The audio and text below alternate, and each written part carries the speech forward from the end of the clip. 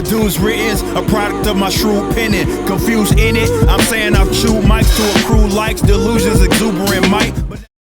Welcome to 3 Count Commentaries. This is your host, MagMongoSlade. Today we're going to be talking about Triple H and his interview with Ariel Helwani, Smackdown, and we're going to be doing our Clash at the Castle predictions.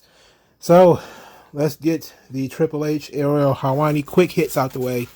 Not going to do a deep dive this time and discuss a lot of it. We're just going to give a cursory glance to it.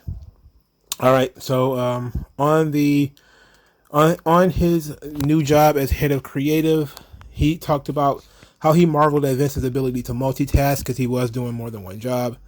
And it's easy to give opinions when it's not your responsibility. But now it is his responsibility. And he said the only advice Vince McMahon actually gave him was that he got to listen to others. This is what he's been sitting next to him for 25 years for. He's got to learn how to collaborate. And the team that was already built was, of course, pretty good. And he said that Vince kind of provides guidance, but he doesn't have any hand in the creative process or in any way, shape, or form in the business. And he says that Vince told him, don't think about how I would do things. In Disney, there was a thing called the Walt, I think it was called the Walt Disney, what would Walt Disney do? Kind of like that, where for years after the company was taken over, people would constantly think, okay, how will Walt Disney do it? Because that's really what people wanted. But it seemed like Vince is saying to him, hey, do things your own way. I don't know if I'm not, that makes Vince sound a lot more humble than, it seems weird. But he talks about this later when he talks about the ability to change the flavor. This is something similar to what he said before about doing new things in a new way. And, he said, the old chocolate and vanilla analogy. And he says that for years, Vince got to pick the flavor. Now I get to pick it. And he gets to do things his own way. And he talked about there being a new formula, a new way of doing things. Sometimes just breaking the formula can be refreshing and liberating for people. It's a chance for them to do things slightly different. He used the word slightly. Said that he's not an outsider. He's familiar with all the talent, and a lot of those talent came through NXT, so he already knows all of them. And that kind of just seems pretty obvious. When you look at up and down the roster, pretty much everybody from Roman, there's probably 5 people maybe on the roster that didn't go through NXT. Edge, Lashley, Kofi, who else didn't go through NXT? Those are the 3 off the top of my head that I can think of that didn't go through NXT that are still around and still, pretty active. But pretty much everybody has gone through NXT. So yeah, he already knows everybody. He knows their strengths and weaknesses, what makes them tick, what they might want to do. And talking about Brock Lesnar, he said there's some truth to Brock walking out because Brock deals with Vince directly, and Vince is the devil that he knows, and Brock isn't really a trusting person. He admitted that there was some heat between him and Brock during the days of when they were both in-ring workers, and said that he actually facilitated Brock's return in, I think, 2012 or 2011. It was 2012, I'm pretty sure it was, because Brock still had heat with Vince at the time. So once that heat was kind of over with, Brock dealt with Vince personally. So it was a thing where Brock needed to go and blow off some steam, and then he turned around and came back after a conversation he had with Triple H, and that wasn't really a big deal. A lot of people are feeling vindicated that, Brock walked out. And it's like, well, he said there's some truth to it. He didn't say, yeah, Brock walked out. He just said maybe the guy needed to go and, take a break for a little while, get some air, because he doesn't really want to deal with anybody else. And I guess Triple H said, hey, you're going to be dealing with me now, Come on. I know you, buddy. And I guess Triple H was able to get Brock's trust, and that actually got Brock to do business. So it didn't take long because Triple H has been there forever. When it comes to the name changes and what they call a new approach, Triple H says that he wanted to do things that works for him. And if he wanted the IC title to mean something, then he needs to do it. And he says that he sees the past differently than Vince and Pat. And he gave this little anecdote about how he used to be a fan of a guy, and then Pat Patterson would say the guy's an idiot or something like that because Pat knew the guy personally, and maybe Vince knew him personally, so they didn't have any regard for the past. While he kind of grew up a fan of a lot of these guys like Harley Race and stuff like that, he didn't really work with them. He got to watch him on TV. And that was an interesting development because I hadn't really thought about that before. Like, yeah, you are talking about Vince, who was Harley Race's boss at one point in time. And then he got Harley Race when Harley Race was kind of over the hill and had lost a lot of money. He didn't get like the best version of Harley Race. He didn't get like the best version of Ric Flair either. You know, Ric Flair in 92 was still pretty damn good, but he wasn't Ric Flair of 98, of 86 or 82 or anything like that.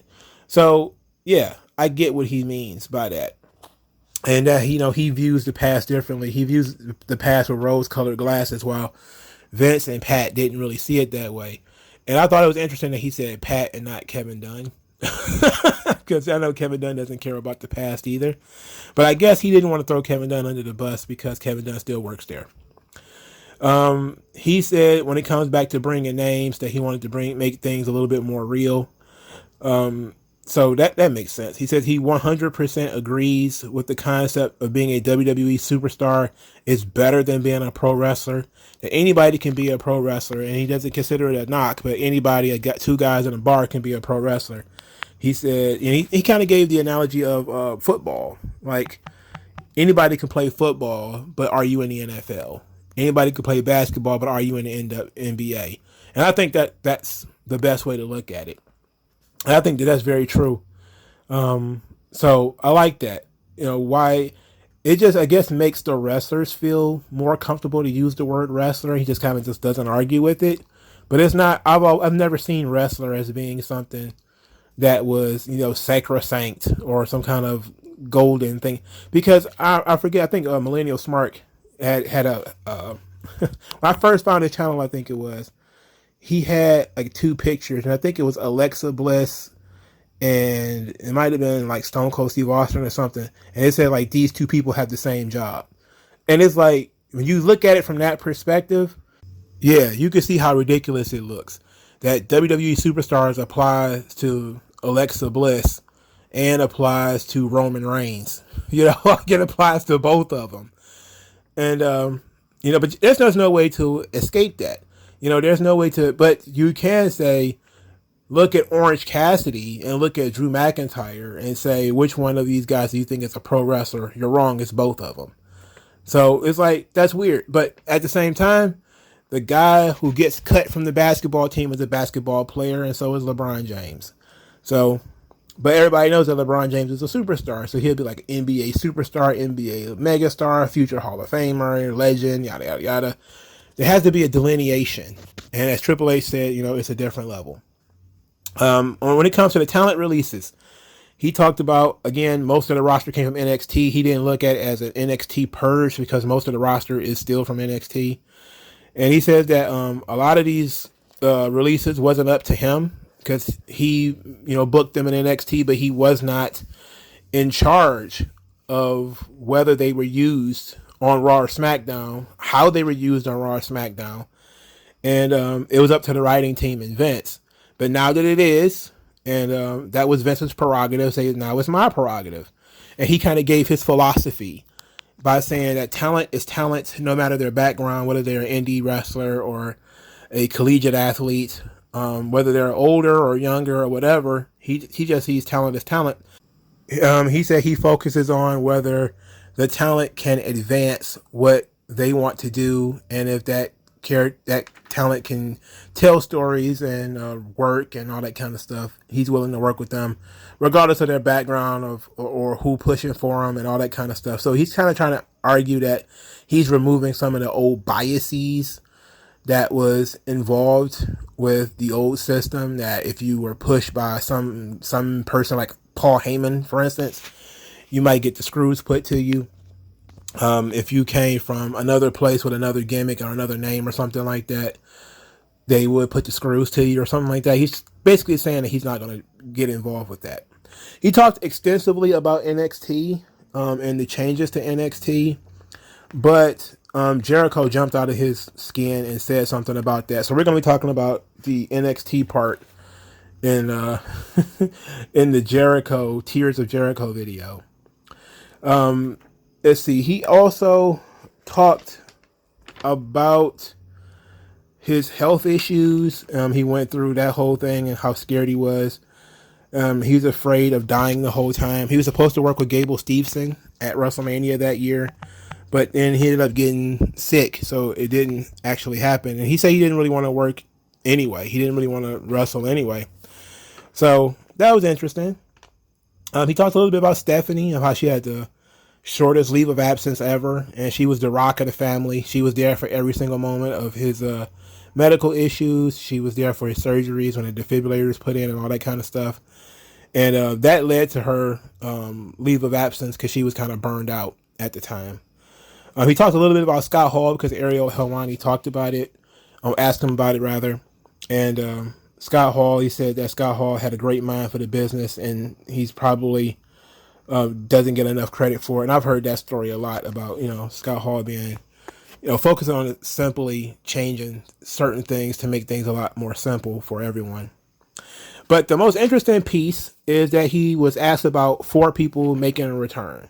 This was an interesting bit that Ariel Helwani actually could have expanded upon. He was asked about Sasha Banks, Braun Strowman, Bray Wyatt, and The Rock. And when it comes to Sasha Banks, Triple H says time will tell that they had a communication breakdown, and they got to start that communication back up. And she's unbelievably talented, but there's a question of passion. Does she really want to do this, or does she want to do other things? Which I think is very interesting, because that is a very good question. Does she want to do other stuff? Is she done being a wrestler? Maybe, because there really is nothing more for her to do. So there's there is that question. She might not want to be a wrestler anymore. That might have led to her, one of the reasons why she walked out. She probably feel like she didn't need this shit anymore, which is, it's good to get to that point, isn't it? It's great to get to the point where you can be like, fuck this, I'm out of here. When it comes to Braun Strowman, he said that Braun Strowman was a polarizing person, but he finds him to have a big personality, and that there's very few guys who are as big as he is and as fast as he is. Said that Braun Strowman is larger than life, and custom made for what we do, and is this what he wants? So it's another thing about passion. There was a lot of chitter chatter on the online about Braun Strowman being at Raw. It wasn't announced anywhere, so I guess we'll see if he actually shows up or not. I wasn't against Braun Strowman, but I think that they kind of maxed out with him, and they wasn't really sure what more they could do.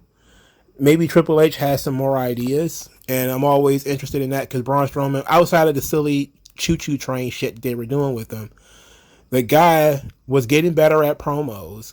He had gotten super over, but they kept, having him get beat by Brock and Roman, so they just wouldn't take it to the next level. But I'm very interested in, how Braun Strowman would work in modern day WWE under Triple H, because he was doing all this whole stuff with CYN about controlling his narrative and unleashing the Titan and all this sort of stuff. So I'm kind of interested in where his mind frame would be. He's also, I think he's a little bit older. I think he's like 38 or something like that. Not that that's super old, but it's another situation where, is this really what you want to do? You want to really go back on this schedule? But I kind of liked Braun. I didn't mind him. I didn't hate him nearly as much as everybody else. I thought he was kind of bland as the champion.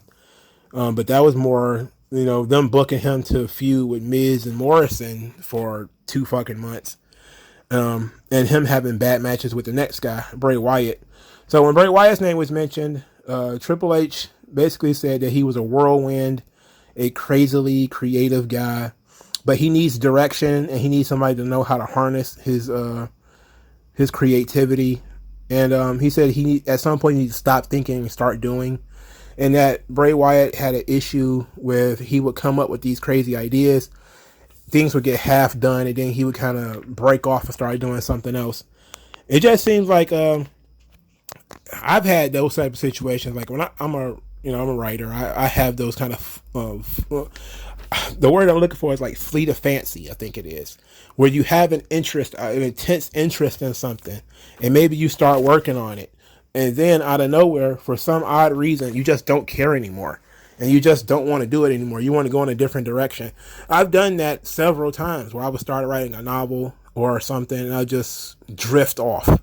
I may get halfway through the damn thing and then lose interest in it, and just kind of like, okay, I'm gonna go on to something else. I'll come back to it, and then next thing you know, a year later, 6 months later, you still haven't come back to it.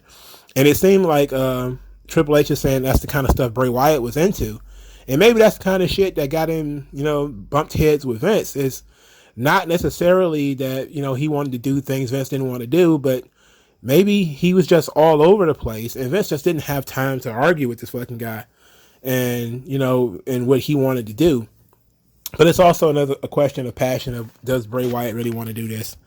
And I hope he does, because I like Bray Wyatt. And the last guy was The Rock. And he talked about The Rock being the most famous man in the world and how they were supposed to work at WrestleMania a couple of years ago, but Rock's schedule changed, and The Rock still gets electrified by the large crowd, because you can't get that in Hollywood. And he said the clock is ticking. The time is ticking, because he knew The Rock was watching this.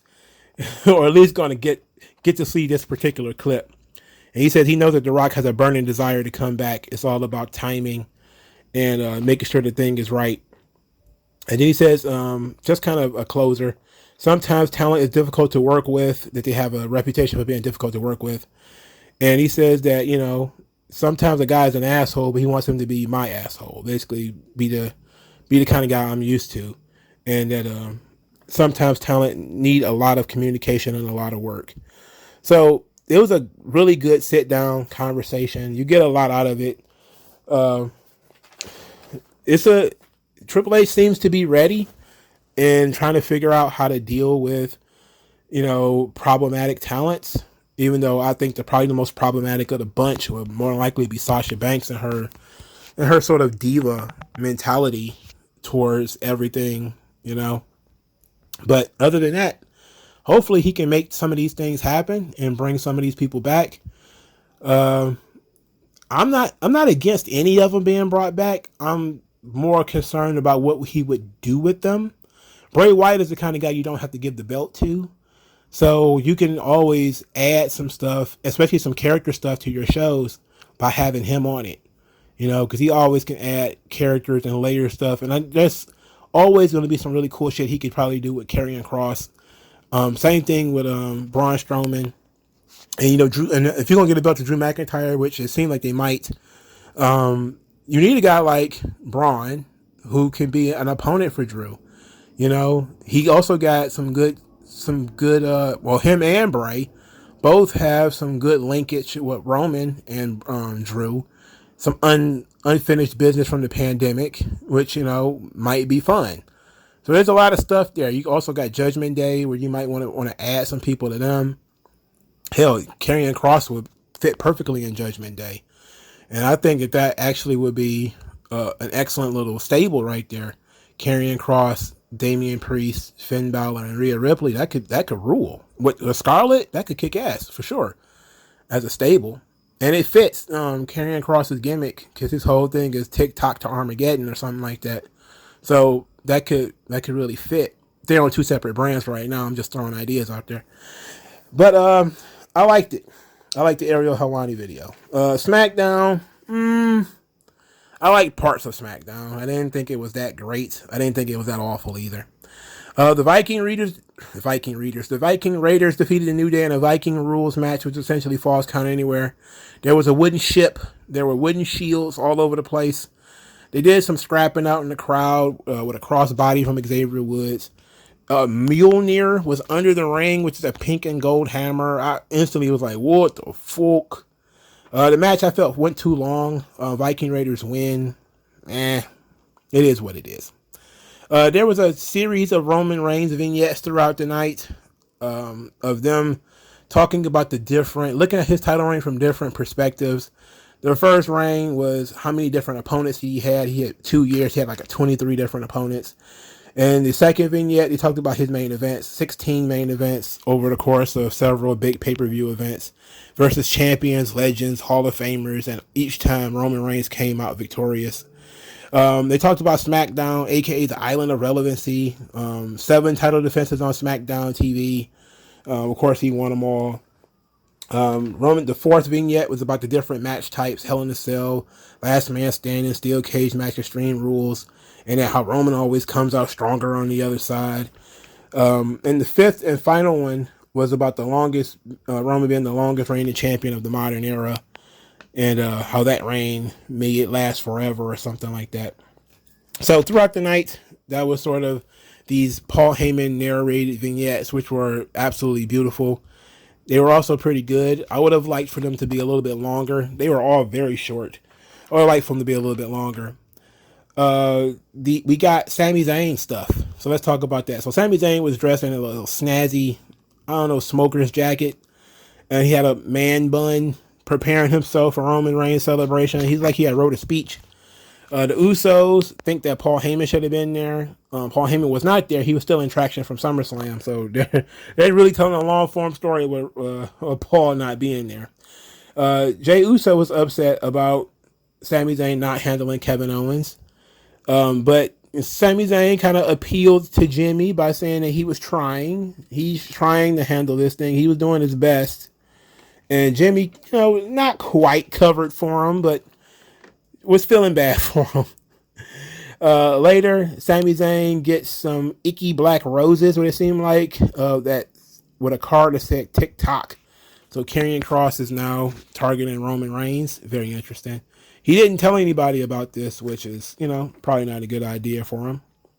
Then later, he was ready and wanted to all go out together, wanted to wait for Roman to show up so that they could all go to the ring together. Jey Uso was very upset about that. It doesn't seem Sami Zayn is a member of the bloodline. But Jimmy said, look, we don't need to argue about this. We don't need to debate this. This is about Roman. We need to go out there and we'll introduce Roman. So that's what they decided to do. So Sami Zayn is supposed to be the master of ceremonies for this whole ordeal. He goes out there, he starts reading his speech, and then Jey Uso starts cutting him off. So Jey Uso starts to talk, and essentially Sami Zayn starts to ad-lib. So he starts to basically pull the Kurt Angle during the Steve Austin. It was the Steve Austin during the Vince McMahon thing where Austin would reiterate what he was saying. So Jey Uso ended up introducing Roman. Roman shows up. He pulls up in the parking garage. He's immediately attacked by Drew McIntyre. Drew McIntyre then marches to the ring, beats up Sami Zayn and the Usos, says that God mode has been deactivated and the bloodline has been decimated. And at Clash at the Castle, he's going to kick Roman's head off his shoulders. They're really leaning hard into Drew McIntyre, which of course tells me that this thing is not going to happen. It's not going to happen. They're leaning far too hard into it. They're kind of going back and forth with it too, where 1 week Roman wins, the other week Drew wins. They're going back to the Super Drew stuff, which is what bored people the first time he was the champion, when he was just tossing around 3 or 4 guys by himself. Not really showing much in the way of personality or much in the way of character, but basically just being a human bulldozer, which, doesn't quite work. I'm not so sure everybody's going to be behind that. Again, we'll talk about it during my my predictions, but I don't know, man. They're trying to get me to buckle under the pressure, but I will not. I will not change my mind off of Drew McIntyre and Roman Reigns. All right, so Shayna Baszler was backstage, claiming that she's going to make Liv Morgan suffer as she tears her apart limb by limb. She's going to crank and twist until Liv cries, but Liv shows up and says that she will not submit this Saturday. She will not tap out. Instead, she's going to rip Shayna Baszler's arm off. And I was like, where did this come from? And even Shayna Baszler didn't take that seriously. like this girl, I guess you could say, with no serious pro wrestling training, let alone mixed martial arts training, and she's gonna beat Shayna Baszler by submission. We'll see. We'll see. We'll talk about it in our predictions.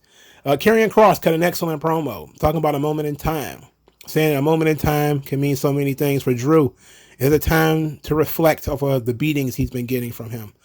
For Roman, it's a time to commemorate his 2 years as champion. But for his opponent, it will be a moment that he'll never forget because the timeline is about to change.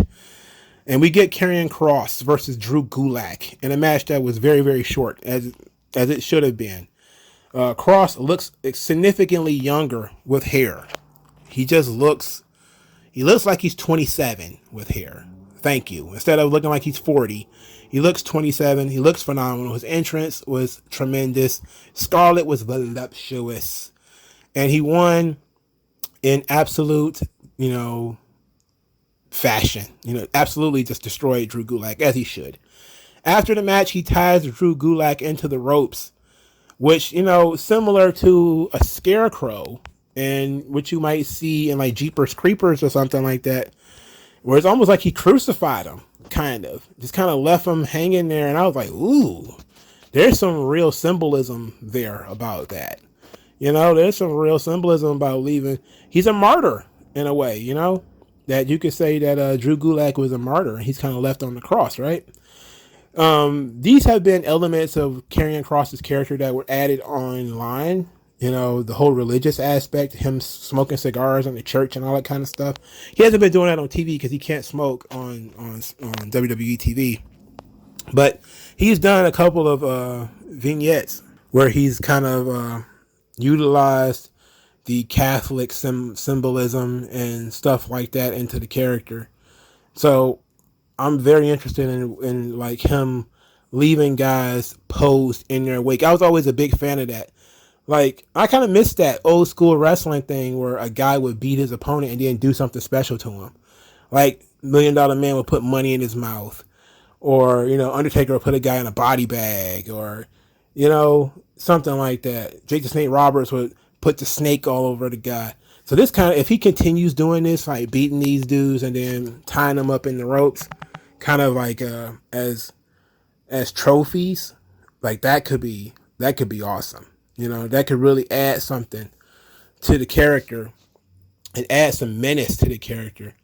Because as we sit right now, Karrion Kross is like a dark cloud that is, just following Drew McIntyre around. And now he's also expanding to Roman. And actually, they're threatening that he's going to get involved with the title match at I'm about to say WrestleMania. It feels like it doesn't feel quite like WrestleMania, but they're putting a lot of effort into this thing. Clash at the Castle. So this is very interesting. Big fan of Karrion Kross. This rules. Ronda Rousey, she had a pretty good promo segment. Her delivery of lines is not good. I don't like Ronda on the mic. I don't. So let's shorten this up. Adam Pearce came out there to read the decision of what happened with Ronda Rousey. He read it and says that Ronda Rousey was unprofessional, but her conduct had not reached criminal levels. Therefore, her suspension is over and she will continue to in-ring competition. Adam Pearce was very frustrated by this and said he should have fired Ronda Rousey. And then he went off on an absolute tangent about how nobody respects him, how hard his job is. He told the crowd to shut up when they were talking over him. It seemed like he was about to turn heel. Then he said he had a problem with Ronda Rousey, who walks around like she owns the place, and she's the biggest bitch that he ever met. And then as Ronda she got real offended by that one. She was like, what? And then almost immediately, Adam Pearce was like, you know what? I probably shouldn't have said that. you know what? I was out of line. I was unprofessional. Maybe let me rethink that. But by this point, Ronda's pissed. So she puts him in an arm bar. Kind of begs the question, is she going to get suspended again, this time for attacking Adam Pearce?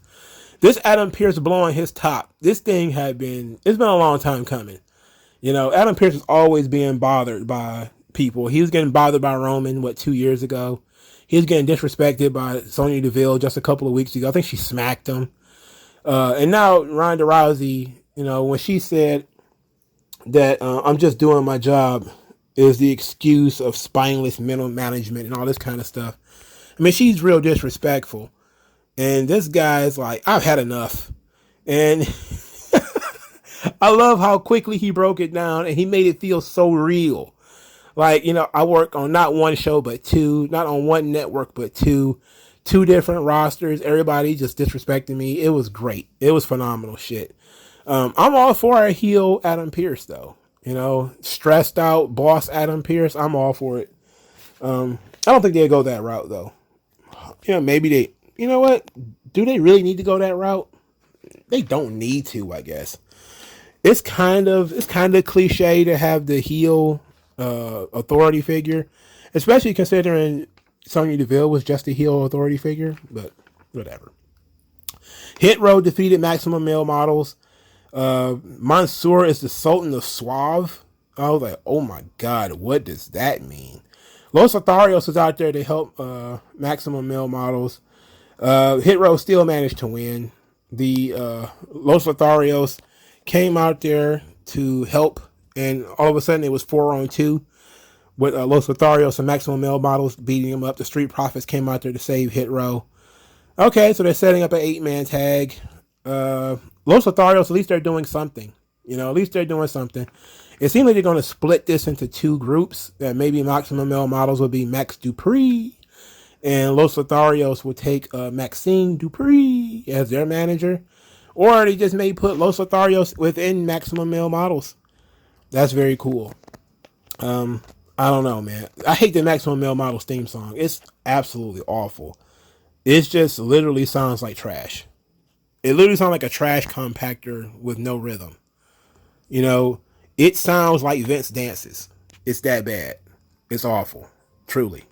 We also need to take some kind of concern with Street Profits hanging around with Hit Row, because the Street Profits are so much cooler than Hit Row that they run the risk of Hit Row bringing Street Profits down. But I guess they got to do something. The Street Profits haven't been doing anything for a long time. They need something to do. But they're also Raw talent. So what the hell are they doing on SmackDown? I don't know, man. I'm asking too many questions, I know. Baron Corbin's backstage talking about he had a string of bad luck, but he's rich and happy, and that he's going to prove that he's the best wrestler by winning an open challenge. So match 4, Happy Corbin versus Shinsuke Nakamura, who answered the open challenge. Nakamura wins, and Corbin was dejected and walked around backstage with his shirt open, looking tired and beat up. And out of nowhere, JBL's limo pulled up, and you hear JBL's voice, but the window isn't rolled down. Now, I believe 100% that JBL is loud enough that you can hear him through a closed door. You can hear him clearly through a closed door. I believe it. So he's like, hey, what the hell is wrong with you? And he opens the door, tells Baron Corbin to get in. Corbin gets into the car. I'm interested in where this goes. I'm very interested in this. Corbin and JBL sound like they're going to be absolute terrorists. That just sounds like something that sounds like something out of a child's nightmare. Because Corbin is sort of the JBL of this generation. A big bruiser who is kind of has a decent handle on his persona and his personality. But it's very different from, what got him over in the first place. Like, what got Bradshaw over was the APA, beer drinking, loudmouth Texan, fighting guy. And then he became Buck Strickland overnight, like out of nowhere, which was fucking hilarious, but I loved it. I didn't mind it at all. He became Buck Strickland / George Bush. I loved it. I thought it was great.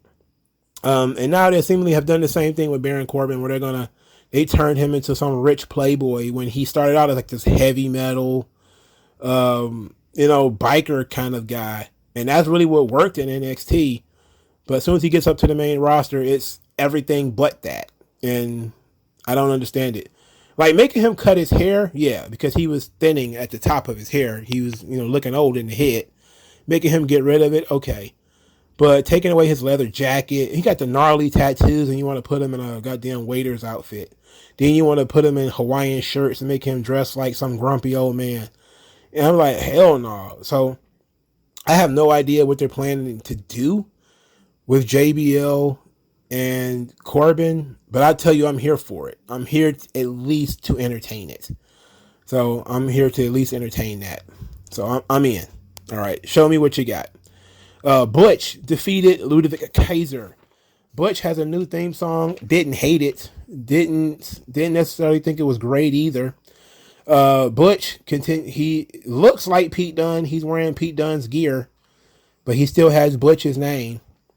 He's still doing Butch mannerisms, but everybody is very anxious for him to be Pete Dunne again. I don't think it matters that much. Does it really matter what you call him? The bottom line is I'm not sure without a good promo or a strong promo ability, this guy's going to be able to connect with the audience, but we'll see. Maybe he's going to have to connect through ring work like Chris Benoit or something like that. I don't know. I wouldn't bet money on it, pal. We got a stare down between Sheamus and Gunther after the match. No contact, which I thought was good, but a good stare down. The match itself was fine. Had difficulty here figuring out who the babyface and who the heel was. So I'm pretty sure the crowd was going to feel the same way. But from the way that they worked, I'm guessing Ludwig Kaiser is supposed to be the heel here. And Gunther is supposed to be the heel. It would be better if they kind of clearly delineated that. But maybe they don't want to because they don't want to turn Sheamus babyface. And he's going to continue working heel after the Clash at the Castle. I don't know, but it doesn't make much sense to me to take Gunther, a guy who is, barely over as a heel because hasn't been all that exposed, and put him in the ring with another heel. I don't know. Also, they kind of didn't do a punishment for Ludwig Kaiser losing. Maybe they'll save that for next week, or maybe they'll save it for Clash at the Castle, but maybe he's going to get some kind of punishment for losing. So, ultimately, the show was very, very mid. I like the Roman stuff with him and the vignettes, rather. The stuff with the bloodline was okay. I'm very intrigued by Corbin and JBL. I'm not all of that intrigued by the Hit Row Street Profits. I love the Street Profits. I'm kind of iffy on Hit Row. I hate Maximum Male Models. They're funny as hell, but I hate them, And them kind of bringing down Los Lotharios. I'm like, I'm hoping this is the end of New Day, even though I know it's not. I just know it's not. Nakamura comes back and wins a random match. Okay, fine. It is what it is. So they planted some seeds here that they're hoping to grow some other time. So that's fine. This was, as a go-home show, it was very whack because it really didn't make me excited to see the pay-per-view. But then again, it was also taped from last week. So it was a bunch of shit taped on the previous week, stapled together with vignettes and backstage stuff that they couldn't, of course, the crowd wouldn't have seen. And that's it, So, I mean, as a go-home show, it wasn't very good. WWE has kind of bombed go-home shows for like the last 10 to 15 years. And now the Triple H era hasn't fixed that very much. Go-home shows are still some of the weakest shit in the world. And AEW doesn't do go-home shows much better. People have just decided that if you aren't, in the business of buying the pay-per-view by now, forget it. We're going to finish up some other things. Like, this show was all about, hey, we got other stories we need to complete. Like the Gunther and, the Butch, Ludwig Kaiser story from last week. The stuff with Maximum Male Models and Hit Row.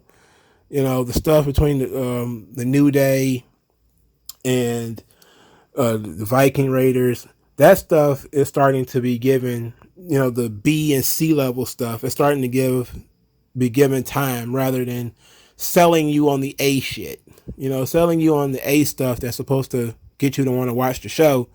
If you're not already into that, too bad, because the Go Home show is going to be clearing up stuff that we shaved from the pay-per-view, because there was a time, probably about 15 to 20 years ago, where New Day and the Viking Raiders would have been on pay-per-view, where Maximum Male Models versus Hit Row would have made the pay-per-view, because that would have been, hey, we got to have 14 matches on every card. AEW still does that. But WWE has started shrinking their cards down to 7, 8 matches, which is, probably the right thing to do. But let's get into these predictions, man. Let's finally talk about Clash at the Castle. Let's get into Clash at the Castle predictions. Just like SmackDown is pre-recorded, so is this prediction show. So unless somebody get a concussion, blows out a knee, and I don't know what happened on SmackDown as I record this, I figure it won't matter. So let's get into this. All right, so it's currently a 5-match card, and so this will be pretty short. All right, Edge and Rey Mysterio versus the Judgment Day, Damian Priest and Finn Balor. In storyline, the Judgment Day need to win this match because they need to beat Edge eventually. They've beaten Rey Mysterio to death, but they need to beat Edge. And I think this is the one time that we do it. And I think this leads to Edge versus Finn Balor, which is the match that Finn Balor wants. I think that match could probably... What's next? Extreme Rules? And it seemed like that would be a great little setup for the Edge versus Finn Balor match, which is what Edge wants. But I think it's a big match for that show. It would be a very good match for that show, especially if the World Championship probably won't be there. So I'm going to go with Judgment Day. And I'm going to go with Dominic Mysterio turning heel. He'll be seduced by Rhea Ripley. Not seduced in a, she's going to be wearing lingerie, or a little bikini or something like that. But that he's finally going to see that the legends are in the way and he's never going to be able to grow in his dad's shadow. He's going to need some space. And maybe we'll get lucky and they'll write off Rey for a little while to give Dominic some space to grow on his own. And, maybe we'll begin the big run up to Rey versus Dominic at WrestleMania. I don't think they should wrestle before then, though. I think they should do an Undertaker and Kane where Rey refuses to wrestle Dominic. All right. Intercontinental Championship. Gunther versus Sheamus. If Sheamus wins, he becomes the Ultimate Grand Slam champion. That ought to be awesome. That's nice to think that Sheamus could be, a guy who won every single championship he's capable of winning. But now is not the time. Gunther should win this match. Sheamus should give him a pretty good fight. And this is going to be probably one of the matches of the weekend. If they let these guys go out there and do their thing and the crowd is into it, by God, this could be the match of the weekend. This and Ricochet versus Carmelo Hayes could definitely be the matches of the weekend. Those two matches, one of those two matches are probably going to be the match of the weekend. I can just see the physicality in this match and the lightning athleticism of Ricochet and Carmelo Hayes. One of them is going to end up being the match of the weekend. Hopefully it's this one. Singles match, Matthew Riddle, he got his name back, versus Seth freaking Rollins, that little bitch, Matthew Riddle, little bitch. Anyway, it's this one's a tough call because both guys kind of need to win. I don't know when the last time Seth Rollins won a match on pay-per-view. I can't tell you when the last time he won a match on pay-per-view. But Matt Riddle always loses too. So this is a hot feud between two guys who always lose. So somebody has to win, unless they decide that both guys are going to magically lose, which is going to suck. But I think using Rollins to build Riddle right now is probably fine. Riddle needs a statement win more than Rollins does. But I guess it would depend. This is obviously not going to end. They're going to have more than one match. So I'm guessing Riddle's going to win match 1, and then maybe Rollins will win match 2. So I'm gonna go with Riddle here. I'm gonna go with Matt Riddle. 6-woman tag team match: Bianca Belair, Alexa Bliss, and Asuka versus Bayley, Dakota Kai, and Io Sky. Well, Bianca, Alexa, and Asuka cost them the women's tag team championships. And clearly that happened so that Bayley, Dakota Kai, and Io Sky will have more motivation to win this match. And since they're an actual faction and not just a collection of female wrestlers, I can see them winning this match and it won't be that big of a deal. Also, I think if they do it right, you probably are going to have, I want extra points if this happens. Bayley will pin Bianca Belair in order to build the Bayley-Bianca Belair match for the one-on-one match, which is the match I think everybody kind of expected, and it's the match that we were kind of owed from before Bayley got injured. She was about to have this match with Bianca Belair.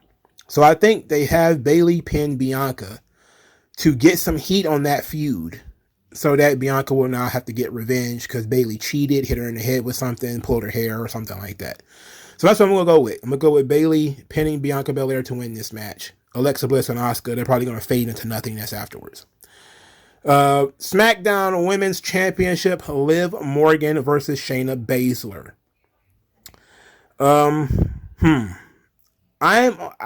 Look, I like Shayna Baszler.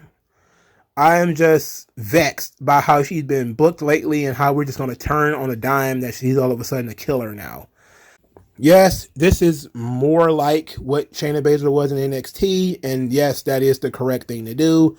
This is what Vince should have been doing from the beginning. He should have had Shayna Baszler just eating up opponents from the beginning. Yes, that is true, but he hasn't. So right now, you're looking at the audience who've been kind of paying attention to this thing, and they're saying to themselves, I would not be excited or happy that Shayna Baszler won.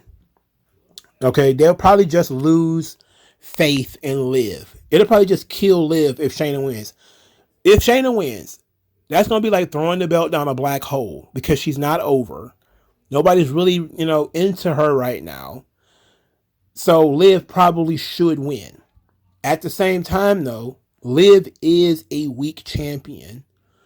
And if Shayna Baszler is going to ever get off the ground, she probably does need to beat this weak champion. So this is a good question. Like, hey, this is a tough one. I like the story that they had with Riddle helping to train Liv Morgan. That's great. I wish they had done more of that. I wish they had started that the moment that it was announced that she was going to be wrestling Shayna Baszler. They should have been doing that on TV, where she was trying to get out of Karafuda clutch. And, how to counter it, how to counter various arm bars or whatever, and told that story on TV rather than, have her stand in the middle of the ring talking about how she wants this more than Ronda and all that kind of stuff. And Ronda Rousey is another wild card in this situation. But I think that if you do Shayna Baszler, and one of my subscribers said this, and I think it's actually a great idea, that Shayna Baszler and Ronda Rousey as a tag team is a dub. That's a great fucking idea. Ronda Rousey and Shayna Baszler as a tag team is a great idea. That's a fantastic idea. And but we got this one match in front of us, and I'm thinking I'm gonna go with Liv. I'm gonna say Liv wins. Liv is gonna beat Shayna Baszler, and maybe then we'll get Ronda comes out there to give some sort of support to Shayna Baszler, or she's going to attack Liv from behind or something like that in order to set up the next match between Liv and Ronda. And maybe just have these two chicks brutalize Liv Morgan, and force Liv Morgan to have to partner up with somebody. That might be cool too. So, just saying. In the main event of the evening, the undisputed Universal Heavyweight Championship, Roman Reigns versus Drew McIntyre. Everybody is on the Drew McIntyre train. They've done an awesome job of building this thing up, making people believe it's going to happen. They've teased it and teased it and teased it, and that tells me it probably won't happen. If you're a regular listener to this channel, you already know what I said. I've said it 100 times. I'm not going to change. Cody should be the guy who beats Roman Reigns. That's how it should be. If that means Drew looks like a geek in front of everybody, too damn bad. You missed the boat. I mean, even though they're already starting the whole Drew McIntyre, I'm going to defend the title every 30 days kind of stuff. As great as it would be to have the reaction, to have Drew win, we cannot chase pops. Do not chase the pop. Because the pop at WrestleMania is going to be even bigger if Cody beats Roman Reigns. It'll be even bigger, you know. So I don't see the benefit either of, hey, we're going to have Drew win this match, but then ultimately lose the titles to somebody else who loses the titles to Cody. Or he's going to win the titles and then we're going to split them up. And then Cody's only going to win one of them. Now that part is fine. And he also got the theory threat floating around. And I think, to be quite honest, I'm more likely if Drew McIntyre does win, it'll be because Sami Zayn cost him the title, probably by, fucking up somehow. And that'll be a way to further the story between Roman and Sami and Kevin Owens and the Usos and all that. But I'm a maintain my position. As much as everything is stacked towards Drew McIntyre winning, I'm going to steer ahead. Roman Reigns will win this match. All right. So here are my predictions. The Judgment Day would defeat Edge and Rey Mysterio, with Dominic finally turning heel. Gunther and Sheamus are going to beat each other halfway to death. That ought to be fun. Matt Riddle would defeat Seth Rollins to finally get a big win on pay-per-view. Bianca Belair will get pinned by Bayley to set up a match between Bianca and Bayley in the future. Liv Morgan would defeat Shayna Baszler, probably by some kind of cheap way, in order to maintain the credibility of Shayna Baszler and probably piss off Ronda Rousey. And Roman Reigns will defeat Drew McIntyre, likely with the help of either Karrion Kross or Sami Zayn. All right. Thank you guys for listening. Like, share, and subscribe. I'll talk to you guys later. Peace out. Tell me what's worse than learning all that you led to believe was all horse crap. They distort